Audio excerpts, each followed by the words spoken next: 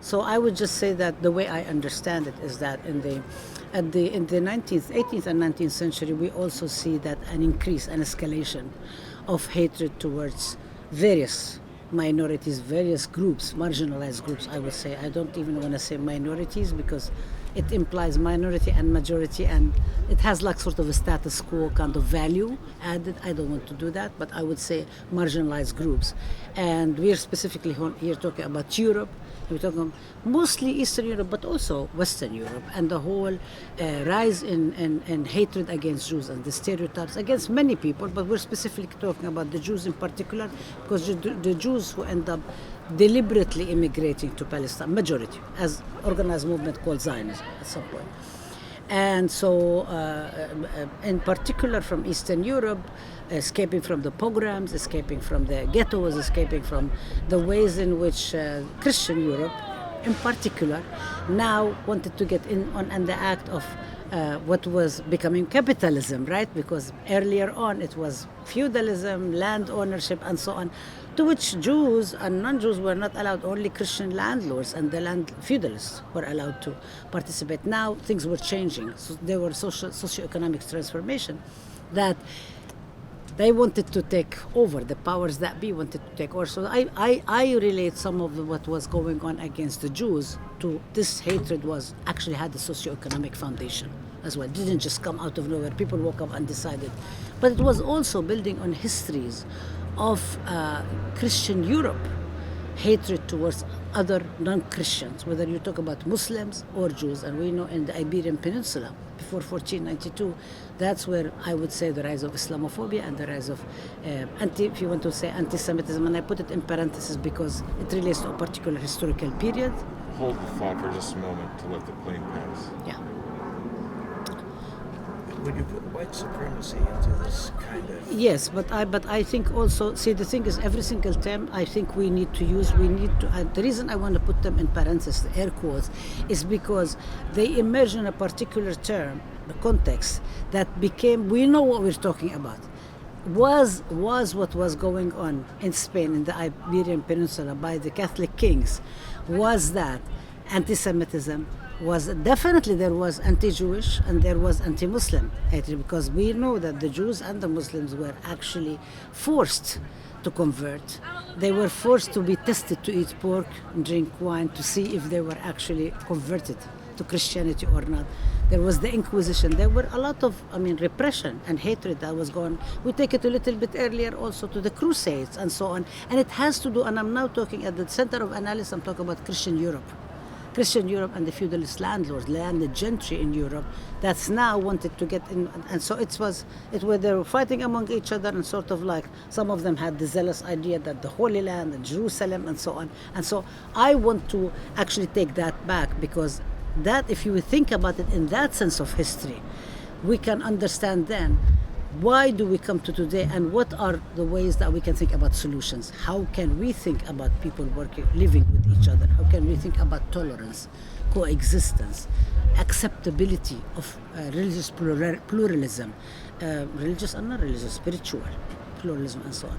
So many of the Jews actually who ended up going to Palestine, not many were necessarily zealous Zionists. There were Zionists who were going there because they actually believed in the Zionist idea, which became matured in 1882. Was the first Zionist settlement in Mlabbas, the Gate of Hope. It's Mlabbas, Palestinian village. But then afterwards, in actually Ahad Am was the first one who was actually started this idea, but it really crystallized in 1897 at the first Zionist Congress in Basel, Switzerland, which was led by Theodor Herzl, who partly the story goes there, and I like to kind of deconstruct history. So part of the story is told to us is because he was very much affected by the Dreyfus affair, by the ways in which Captain Dreyfus was very much discriminated against by the French because he was Jewish. He was scapegoated because he was Jewish. There was no other reason for that. But then there were also, so what do you do about anti-Semitism? What do you do about the hatred of the Jews? There were multiple ways of thinking about it. So one of the things that I think for me is the closest perspective to me is the Marxist perspective. When Marx has this essay called On the Jewish Question and says that anti-Semitism and hatred against any people can be, he says, ends, and I'm not sure if it ends, but it gets towards the end when more people come together in a civil society. And I put it also in parentheses because there are multiple understanding what civil society is all about, come together and actually fight together against all forms of hatred, all forms of discrimination, all forms of racism. So you're not exceptionalizing, let's say, anti-Semitism. You're not exceptionalizing Islamophobia. You're not exceptionalizing anti-blackness. You are thinking of them as manifestations of hatred that come against marginalized groups by those who are in power and are able to do it, to carry it out. It's not that there aren't discrimination from all sorts of ways, but those who have power are able to implement and make it happen. So Marx come up with this idea, which I feel closer to, much closer, and I actually subscribe to it, while Herzl thinks, no, the best way is to actually create what becomes the Jewish state. And here it's a Jewish state with a small s. It's not the Jewish state, not Israel. And I guess the first Zionist conference in Basel, Switzerland, to adopt it, and then actually tries to go and talk to European powers and the US. Actually goes around, tries to convince people. And part of the argument is that, look, you want to get rid of the Jews. You don't want Jews amongst you. And we will find a way to get rid of the Jews amongst you. So in that sense, actually it was really problematic because it was contributing. It wasn't really confronting and challenging and towards the elimination of anti-Semitism. It was, okay, so let's just move it somewhere else. So now there's the ghetto for Jews in Eastern Europe and the shtetls and so on. But now we will move it to a place, another place. And the Zionist Zionist movement was offered Uganda, was offered Argentina, and there was a debate among the Zionist movement. What do you do? You could not establish roots. And the Zionist movement was secular. I mean, they were actually zealous, secular, many were atheists and so on. They weren't really religious. Like today, everybody thinks that all the Zionists are religious, and it's not really true. It's also another stereotype that people don't really know enough about. But if you think about it, it was how are we going to convince the rabbis? How do we convince the people who are going to study the yeshivas and so on? How are we going to convince them? It's very good for us to see if we can find a relationship to the Holy Book. Now, that would not have worked if people had not been experiencing real discrimination. People always ideas find if there is discrimination. There is real discrimination. I'm not talking perceived. Real discrimination against Jews. Yeah, you're going to have any kind of ways to escape this. And people started, but from the Palestinian perspective, when Jews are coming to Palestine, for the Palestinians, what's the big deal? People come, this is the Holy Land. People come all the time, go and come, and there is Armenians, there is Greeks, there is Jews, there is Muslims, there is Christians, there is people, all sorts of denominations and so on. Not a big deal, and the thing is that also it's really important to think outside of the box of the colonial boundaries and boundaries, and say this is where this is where that is, and so on. That open people go and so on. It's the Ottoman Empire was in control. At some point became the British Empire. So people come and go and so on. They are able to, and there is a sense of movement for Europeans much easier than non-Europeans. So those from Europe, even people who are discriminated against in Europe, like Jews, would be able to go to Palestine than, let's say, other people, right? By the way, the same thing, Romas too. A lot of Romas also immigrated and settled in the region as well. And there is a lot of Romas in Palestine, in Jordan, throughout, that it doesn't really get discussed yet because it's still not an issue, even though in Europe now it's an issue. But it's not really, it hasn't risen to sort of like the international perspective as the question around anti-Semitism. And so this is from the Palestinian perspective, okay, but then the Palestinians actually begin to realize that something is going on, that this is an organized movement to settle land and displace them from their land. And largely peasant society, landowners, feudalist landowners as well, some commerce areas in the big cities like in Haifa, in Jaffa, in Akka, in Lid, in Nablus, in Hebron, certain places. There's Jerusalem, and they were divided by the Ottoman Empire to certain areas of sphere and so on. but majority is land, connected, farming land, peasants, and so on, and landowners. And so people start realizing something is not right. There is attempts to buy land. It looks like something of a design, but still not many people are paying attention to it until 1916. And this is not 1916, the Sykes-Picot Accord is signed secret accord between the British and the French to divide the Levant, the eastern part of the Arab world, the Asian part, between the spheres of France and Britain, but nobody still knows about it. And the British in particular actually are trying to convince the Sharif of Mecca, Hussein bin Ali, who was one of the, in Mecca, in what is now called, quote unquote, Saudi Arabia, the Arabian Peninsula, to kind of support the British to get rid of the Ottoman Empire that was before the First World War. And they start they do it right after the First World War. The First World War begins, 1914 or something of the sort. But it was really after the October Revolution in Russia. October Revolution, it was October 25th, 1917, but actually, when they adjust, it was November 7th, right? And the October Revolution, Lenin decides that we're going to open the vault of the Tsar and take out all the agreements, and we're going to expose them. And the colonial powers, the Europeans, say, beg, don't do it. They said, no, we're going to. Among the agreements, secret agreements, was the Sykes-Picot Agreement. When the Sykes-Picot Agreement gets, this was, you're talking about November 7th, right? October 25th, November 7th, really, 1917. And at the same time, November 2nd, 1917, is when Balfour, the British Foreign Secretary, meets with Weizmann and comes up with the Balfour Declaration, saying that the government of Britain looks with sympathy to establishing a homeland for Jews in Palestine, and says as long as it doesn't affect the local population and so on. And that in itself did several things. One is that it was now very connected to the Sykes-Picot, the exposure that this is a colonial design, something is going on. The same colonial powers are also promising the Zionist movement in Palestine. Now, we're talking about the Zionists, they're talking about European presence. They're not talking about the Jews of Palestine, Palestinian Jews who were there all the time and normal, right? I mean, part of the population. But it's coming up now, and in Palestine also, and the reason I'm saying it's also normal is because in Palestine there's all sorts of forces.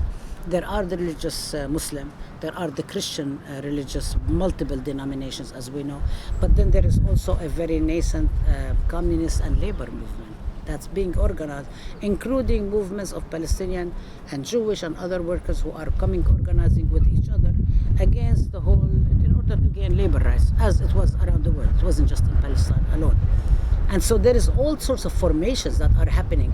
But then there's now a feeling of threat, and it's a real threat. It's not a perceived threat, that there is the Balfour Declaration happening and there is the Sykes-Picot. So, it really doesn't look like Britain was really interested in supporting the Arabs under the leader of Sharif Hussein, who's not from Palestine, he's from Hijaz, okay, and his children, to actually have any kind of independence or autonomy. Actually, what we're really talking about now is that giving up a piece of Palestine, the Arab world. I mean, for Palestinians were identified as Arab. It happens to be Palestinian, and there this is a colonial design.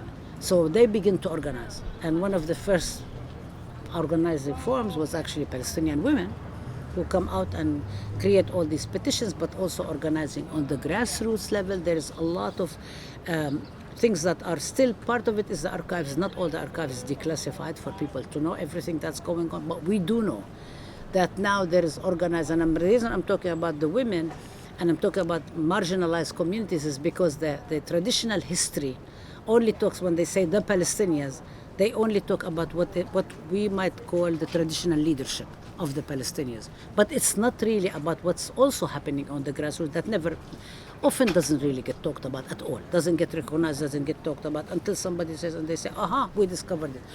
It was there. It's you are an academic as a scholar discovered, but it's always been there and known to people and so on. And now it becomes an actual resistance, Palestinian organize resistance in all sorts of forms. Part of it has to do with the gentry and the feudalist leadership.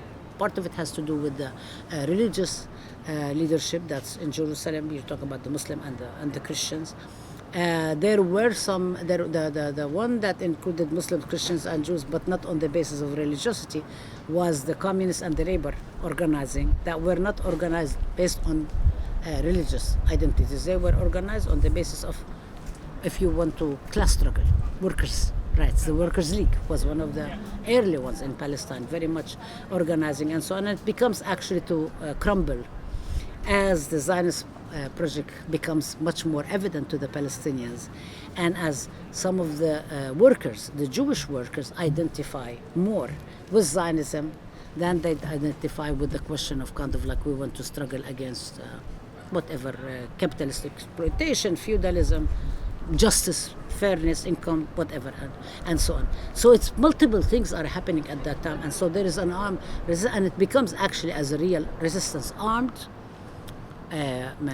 petitions, writing to the British officials.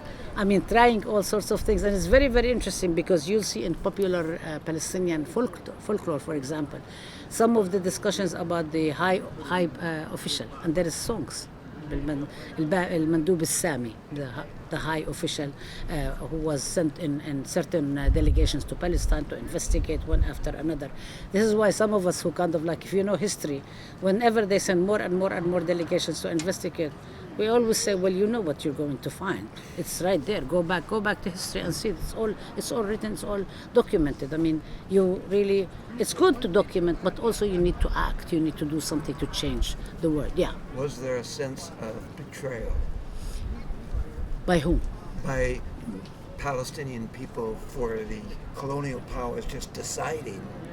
There is and there isn't, because you can say there is a betrayal if there is an expectation of commitment.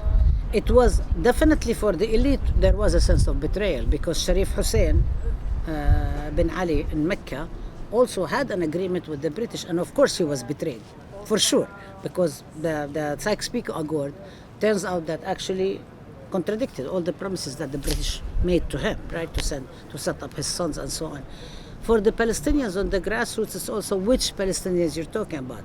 For the peasants who were losing their land, whether it wasn't a lot. I mean, even when the people say some folks sold their land, there were a couple of big Lebanese families who sold their lands and so on. It wasn't as big. The Ottoman Empire also made some agreements with the Zionist movement to facilitate that. Some people, and there were attempts. I do know, for example, from my own father and my grandfather, and I don't remember exactly when, but I do remember that there is a story about a land that my family owns in Zer'in, which is near Jenin area, right? This is where, you talk about Shirin Abu Aqra, that's where she was killed, in Jenin area. So, like, I know a lot of the references from the references of the land that my family either once owned or still has, like some olive trees and so on. And so there is a land that this apparently a peasant woman, I heard this from my father and from my aunt, who both passed, that the peasant woman goes to my grandfather and says to him, Hajj Hilmi, my grandfather was Hajj, he had gone to pilgrimage and so on, apparently were respected. And she said, I've been offered money for the land, and he said, don't sell. This is a land realtor who's actually trying to trick you to sell your land. And she resists for a while, then she apparently gets offered a lot. So she sells, and then my grandfather, this is the story that I actually would like to go and back and check the archives and kind of like, everybody in the family, older generation, tell it, and people confirm it. Whenever you hear somebody say it's true, it happened, but I would actually like to look at the documents themselves and read them as a scholar myself, right? And so, but apparently, I don't know, my grandfather had a good lawyer or had figured the good sense or something. I'm sure he did not know all the laws by himself, because he was a merchant and a landowner. And so he finds a loophole by which he offers the peasant woman like maybe 3 times the price of the land. So she sells it to him, so it stops the land grab by the Zionists, the commission, the land, what do you call it, brokers for the Zionist movement. But there was some of this stuff, so people were actually beginning to feel sense that there is threats coming around. Something is not right. And so there is a sense of betrayal from the elite, but from the people who are like the peasants who already have not been treated really well by the feudal landowners and so on. What sense of betrayal? They've already been treated like this. They didn't like it. And some of them have become part of the workers who would work in the ports in Haifa and Jaffa and Gaza, and some of them were working in transporting the wheat and workers. So for them, some of them also became part of the organized labor movement. So for them, it's kind of like you say, why would you even sense a sense of betrayal if you are very conscious? If you want to go by the Marxist notions that the class becomes a class for itself, not only in itself, and this is the communist, the Workers' League that gets organized. They don't expect anything from, let's say, management or the people who are exploiting them. On the part of elite, definitely, you will see all these letters being sent to the British.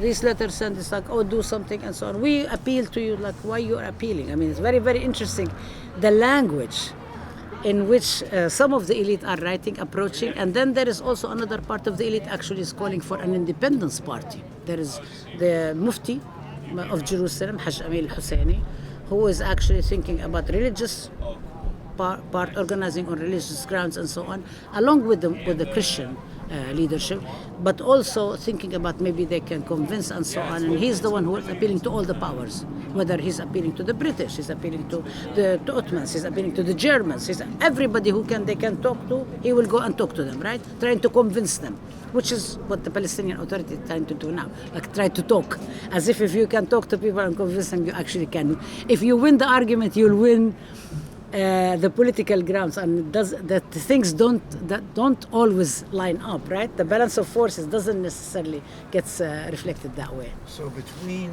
the Balfour Declaration and the establishment of Israel in 1948, yeah. Tensions grow. Yes. Talk about that.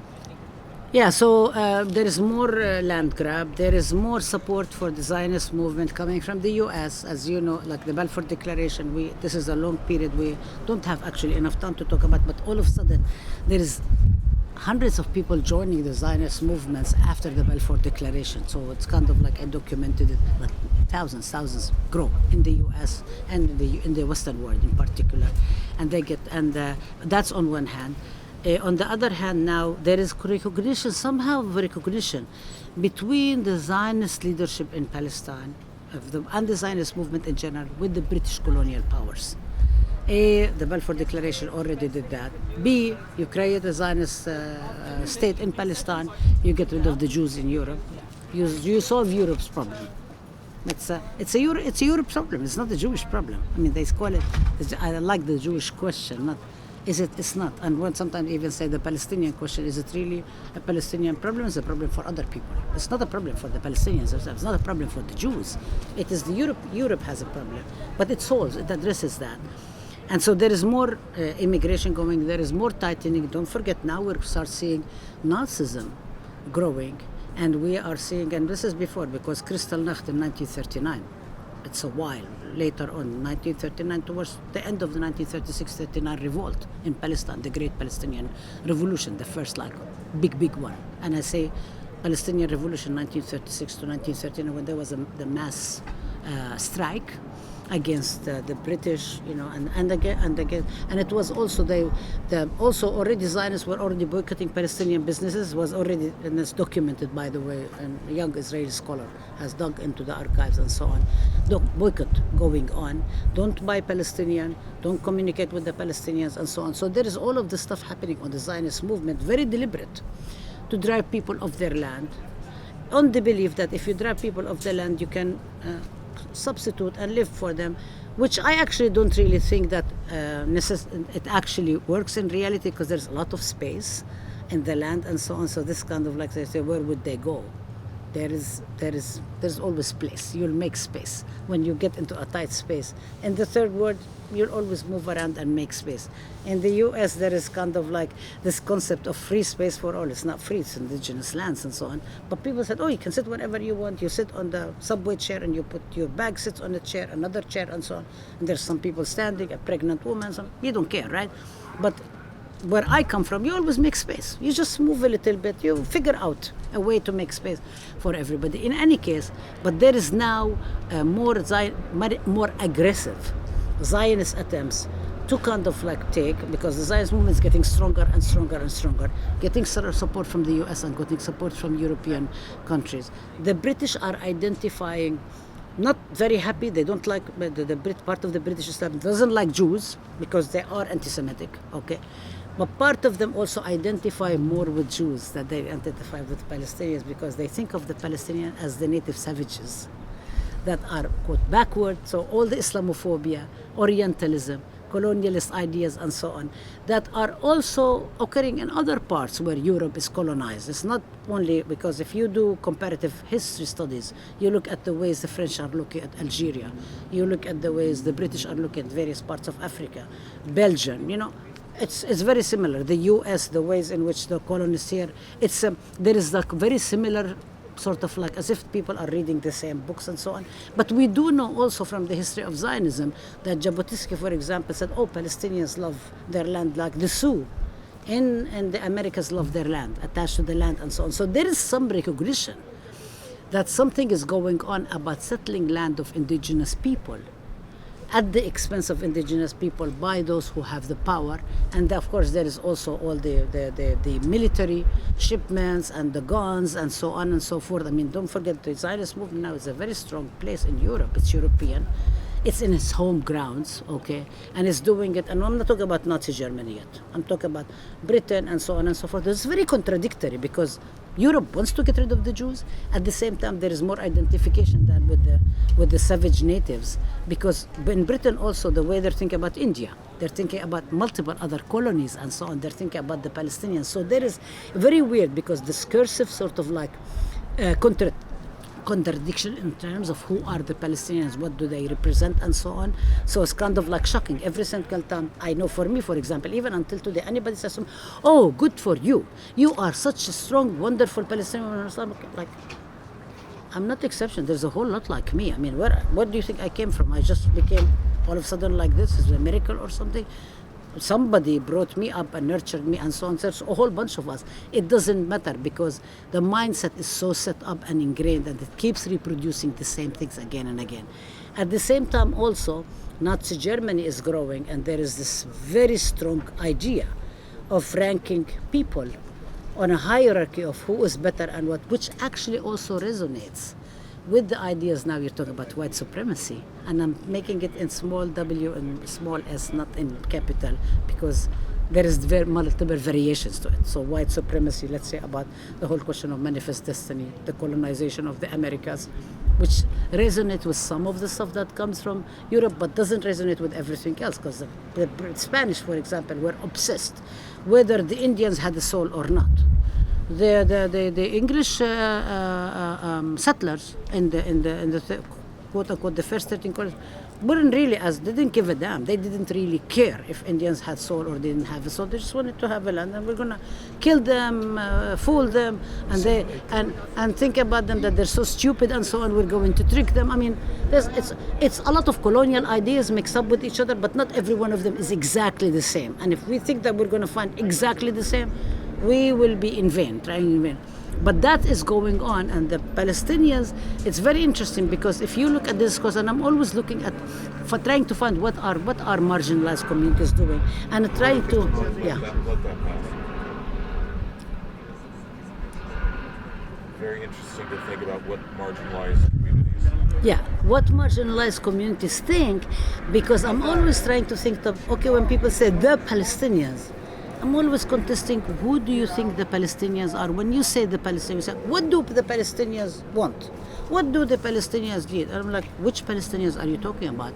Because this particular Palestinian doesn't necessarily want the same thing that Mahmoud Abbas wants, Abu Mazen, or now Hussein al-Sheikh, who's been appointed in this. we don't want the same thing. We want totally different things, and that's part of the reason why I always say I want justice in for Palestine. I don't just say justice in Palestine or justice for Palestine. I don't want justice for Palestine as a cause, or as a national cause and so on. I want also justice in Palestine. I want a just society in Palestine. I am not fighting just to have a piece of land where we can have a state and a flag and ministries and so on. I don't really care much for that. That to me doesn't matter. To me, the human liberation is more important. So when people say the Palestinians, and when they said the Palestinians wanted in 1936, for example, there was multiple forms of Palestinians. What were women? And when I say women, not all the women, because the elite women were not organizing the same way as the peasant women. Some peasant women carried guns. They actually carried guns. Unfortunately, there are some pictures of peasant women, which, some people who like to spin public relations and so on don't like to show these pictures because, then the whole non-violent thing and women and womanhood and so on just sort of like evaporates, and it just busts people's imagination and idealism. But that's there, and there are some elite women who are going and writing petitions and so on. There are some women who are going from one place to the other, some room home to the other, talking with each other. Some women who are also kind of like the ultimate sacrifices, sell their gold bangles, because this is what gold doesn't lose value until even today. So the gold bangles, in order to give to their husbands to buy guns in order to go fight and defend the land in particular villages. And very interesting, it is not necessarily an all over country organized resistance. It's multiple, sort of like, I would say, again, I would put it in small focal theory of Che Guevara's, like focal little small areas. And this is where we see, for example, Sheikh Izzeddin al-Qassam, who comes from Syria, not Palestinian, in 1935, to the areas of Jenin, north of Jenin, and organize peasants together to fight, to carry guns and fight the British, actually fight the British. The fight wasn't even, they were also against the Zionists, but they were actually clear. This is very interesting. They were clear that the British were the ones who were controlling, and the Zionist movement was trying to take it over, and the British were facilitating it. But they wanted to get rid of British colonialism. So they never accepted the idea there is a mandate for Britain over Palestine, because nobody gave them a mandate. Nobody asked anybody, or Britain assigned itself that we have a mandate. Who gave you the mandate? The United Nations, the League of Nations. Who is the League of Nations? What does the League of Nations really represent? So it's very, very interesting to think about kind of like how different people, and then the Mufti was very much against Sheikh Izzeddin al-Qassam and actually condemned him, the peasant from Syria.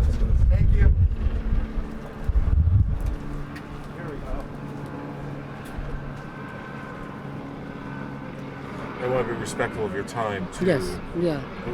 I want to see what time it is because I have to go to this panel. Yes, it's 4:20. Yeah, I have to go. I think it's so 4:30. Two things that are important to do. Yeah. Just briefly to Stephen, just give us a basic introduction of who you are, what you do, where you teach. Yes. You haven't done that yet. Yeah, no, it's okay. Well, because you asked me about the history, so I prioritize that. No, yeah. It's quite all right. Okay. Yes. And so then just kind of bring us up to this present moment. Okay. Yeah. But go ahead and. All right. So I was born and raised in Nablus, Palestine. I grew up in a family of, I would say well-off family that is well known to be one of the big feudal families in Palestine, Abdulhadi. Both my father and my mother also come from Tukan family, which is another also big family in Nablus. And my mother's family is Kubbaj, which also owned a lot of land in the Anabta Tulkarem area. And so that's kind of like, and my parents were cousins, and they fell in love with each other when they were 14 years old. So, and they stayed in love with each other. My dad came to study in the US in 1947. Palestine fell in 1948. He became a refugee status. The US gave him citizenship. He was in Knoxville, Tennessee, studying agricultural engineering to go back and improve the land of his family. And but then in 1952, the US asked him to go serve in Korea, and he refused. And he said, I didn't want to serve, and I didn't think that this was my war. And so I called my father and I said, so what did you say? I called my father up, and my grandfather told him, no, why would you want to go serve in Korea? No, don't. And so my dad said, no, I'm not going to. And the U.S. took away his green card, residency, and made him sign a statement that he will never ever seek to become a U.S. citizen. So he stayed. There was a Palestinian Christian family in Tennessee, Harb family. And it's actually, I wrote about it in December. It was the anniversary of his death in Mundawais. I wrote a big piece about my dad. And they lent him money, and so he could finish his studies. And then when he graduated, went back to, first he got the job in Jordan, and then in the West Bank. Because now we have, it's all Jordan, right? Because the West Bank gets annexed to Jordan in 1950. But he's in Amman. And then he comes to Jordan, and when he gets some money, he sends it back, and then stays in touch with Harb family. And they actually connected with me when they read the article. And one of them wrote me back and said, I knew your dad. So I had an interview with him, connected me with other people who were also classmates of my dad, and so on. So I've met them. So I do plan, when things get calmer with the pandemic and so on, to actually go to Tennessee and look at the pictures and so on. He used to go with his friends every summer to Detroit to work in the auto industries, buy new cars, bring them back. You were born in Palestine. Yeah. I mean, this was all before. He was in the U.S. from 1947 to 1952 or 53 or something like this. He got engaged with my mom in 1954. Apparently, he asked for her hand 3 times, and twice she said no. And I said, why? You were in love with him. She said, I wanted to make sure that he really loved me. And I said, what if he said no? She said, well, then he didn't really love me. And he was writing weekly letters to my grandmother, his aunt. But it was really meant for my mom, but it wasn't appropriate for him to write to my mom. So it was like a very long, really, we witnessed it, all the kids. And so I was born and grew up in Nablus, because my parents by then moved from Amman to Nablus. Grew up in Nablus. I spent the first 12 years of my life under Jordanian rule, and then under Israeli occupation. I remember the Jordanian, my family was Arab nationalist with, nationalist, anti-colonial. And so my uncles would be imprisoned by the Jordanian regime. They will come back maybe having lost 12 kilos or something from prison. Where did uncle go? They come back. Something happens to them. Well, I remember at one point after Nasser, Jamal Abdel Nasser, the officers' army take over in Egypt and overthrow King Farouk. And so everybody loves Jamal Abdel Nasser. I grew up in a home that loved Jamal Abdel Nasser. He was God. And so when they would turn on the radio to Voice of Cairo, they had to lower the volume in case Jordanian army patrols drove by and heard, and they will come and repress. So in 1948, yeah, when Israel becomes established, mm-hmm. What is your sense of this, the feeling of the Palestinian people, if you will, yeah, of what kind of takeover this was? What kind of... well, it was a sense of defeat. Sense of huge loss. Loss. When people say Nakba in Arabic, Mankur, means the hugest catastrophe, hugest disaster that could befell anybody. And so it's every time, whatever you hear about it. My aunt, my mom's sister, and her husband were living in Majdal, which no longer exists. It's near Asqalan, closer to Gaza. And they got on a boat to go to Lebanon, and one of her children almost died. They became refugees. Her husband comes from a village, Taiba, which is in the triangle, in the 48 areas in Israel. And so he was separated from his family. So I would remember they're always talking about Ammu Salame, Uncle Salame, who became the director of the Teachers College for UNRWA, for boys in Ramallah. Yeah. Would go to Mandelbaum Gate in Jerusalem to see his family. They would, I don't know how often, but they will come from the Jordanian side at the gate in Jerusalem, and his family comes from Taiba, and they will meet at the gate. And I don't remember details or anything like this, because this was my aunt's story. But I do remember my other aunt also was refugee. She had a refugee card, not my family. My family stayed, but they lost land. My grandfather lost a building in Haifa. They lost a lot of land in the Triangle and the Galilee. But my own family was not displaced. I mean, my father was born in Jenin, my mom was born in Hanabta, but I was born in Nablus. I see myself as a Nabulsi. That's where I was born and raised. Although I was always familiar with the Jenin part of our family, that there is like land, there is homes, this is where my dad was born, this is where Abdulhadi family comes from, from the Jenin area, not the Jenin refugee camp, because the Jenin refugee camp has a lot of Palestinians who came from the northern parts, from Akka, Haifa and Akka, northern parts, And so it was, every time you talk to anybody, it was the hugest loss. Like nobody, until now, nobody talks about Nakba without such a sense of sorrow and loss. It's huge loss. I mean, there is anger, but it's a huge sense of loss. Like people say Palestine fell. سقطت فلسطين. When my father, لما فلسطين سقطت, when Palestine fell. This is always the guy, and the normal talk. It's not even a prepared talk. It's not prepared for interviews or whatever. But I remember all the time when Palestine fell. It was just a kind of like this huge watershed thing that is unparalleled. And of course we have parallels in our lives, because we've lived through so many bad things. But yeah, it was. Yeah. And in 1967, when occupation. Yeah. See, we never refer to it as 60.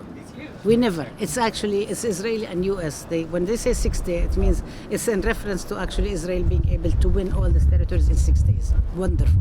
We always say 67 war or 67 occupation. Actually, we don't even say war. We call it occupation because most of the Palestinians actually don't believe it was a war. Do not believe. They believe Israel attacked, put out the Egyptian Air Force and so on, and basically occupied. I remember clearly because we were sequestered in the dining room, which they said, the civil defense said, this is the safest place in the room to be, in the house. So we had a rental. So we were in the dining room, but some of us will sneak a little bit and see, and then people say, oh, here the Iraqis and the Algerians are coming, the tanks, and they're coming from the eastern part. So if they're coming from the eastern part of Nablus, it means they're coming from Jordan. But actually they were Israeli tanks because Jordanian has withdrawn a couple of days earlier.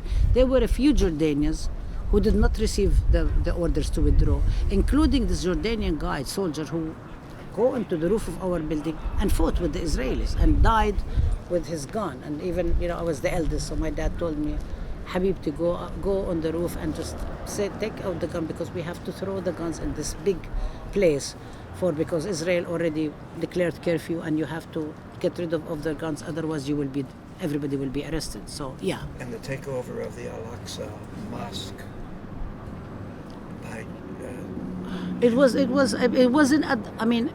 For my memory,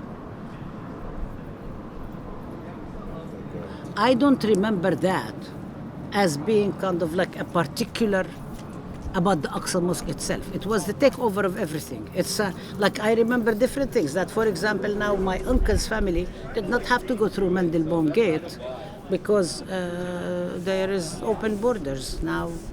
Things are opened up between the 67 areas of Palestine in the 1948, so people can go after six months of curfew. It was a very long, I remember, very long curfew.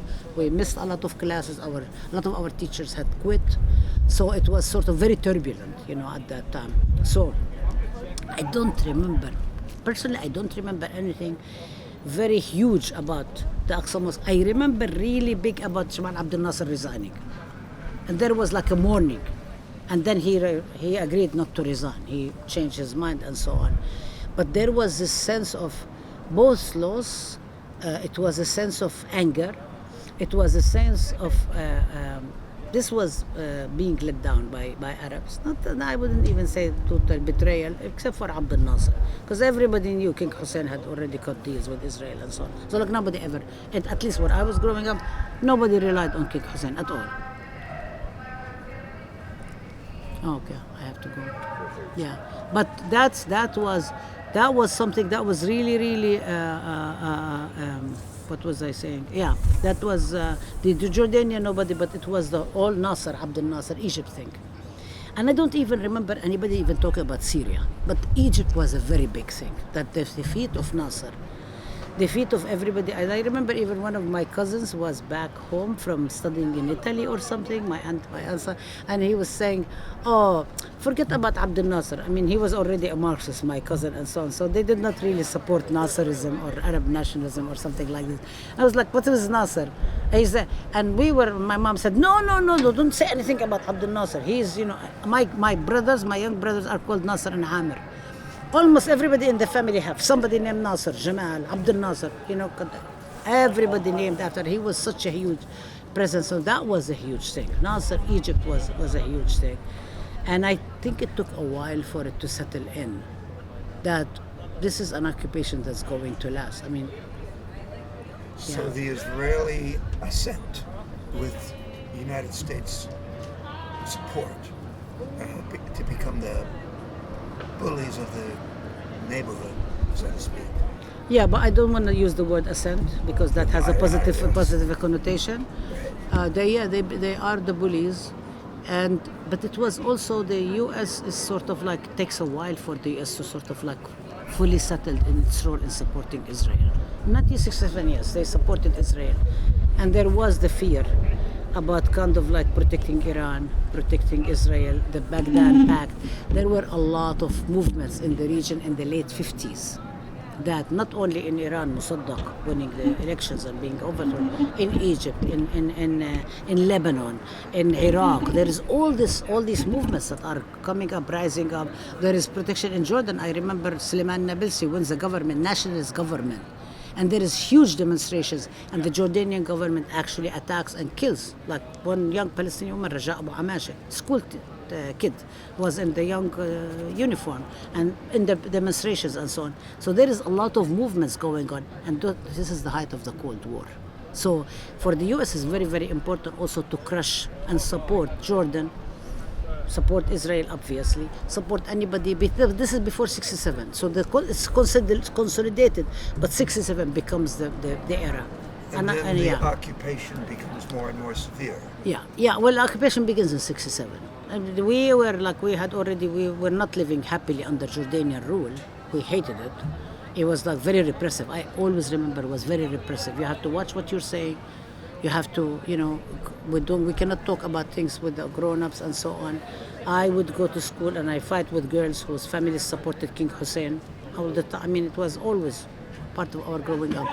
But with the occupation happening, it was, 6 months curfew.